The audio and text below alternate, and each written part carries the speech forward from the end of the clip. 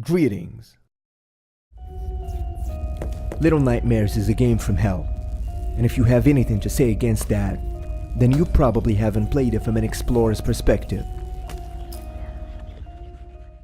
Let's wrap. Equipped with only a ladder, you are set to begin a journey to escape from a dreadful place called the Maw. You navigate through the lowest deck, you climb, you pass through a prison, you get past the watchful eye, you get captured by a creepy long-armed creature, you escape his lair, you encounter the chef, and then you encounter his twin. You manage your way to the upper deck, you witness the guests as they indulge in the festivities made by the twin chefs. You meet the lady, you discover her secret only to consume her soul, and everyone's in your way. But wait, have you read between the lines? Have you stopped during your gameplay and asked, why is this happening? Why would you, a little child, be held captive along with others aboard the Maw? The Maw is an unsettling place, and that is depicted by the bleak and hauntingly atmospheric tone that reaches each and every corner of the lower deck. Typically, the Maw represents a resort for the rich, as it seems, spoiling their appetites in grotesque and gruesome ways. This underwater resort relies on an endless supply of meat that comes from helpless children to satisfy its guests' needs. The initial introduction to the guests put them on display as they are transferred to the Maw, with bags in their hands and masks covering their faces.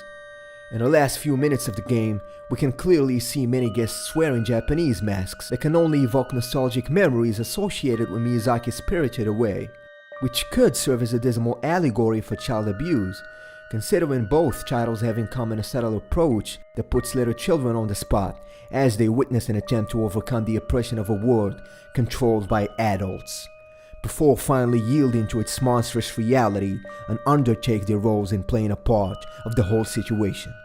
In Little Nightmares' case, assuming the role of the mother, portrayed in the figure of the lady.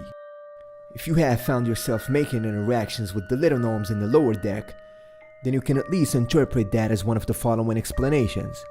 They are either the remains of the malnourished children captured aboard the Maw, or they are related directly to sex.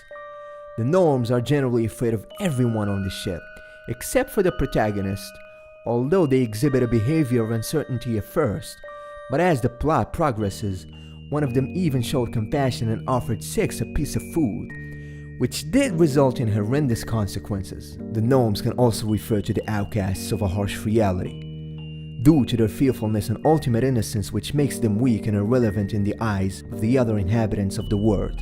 That is well confirmed in the official description of the gnomes as characters. Quote, "Though experience has taught them to be skittish, some still try to make friends with strangers. These gnomes rarely survive." Unquote.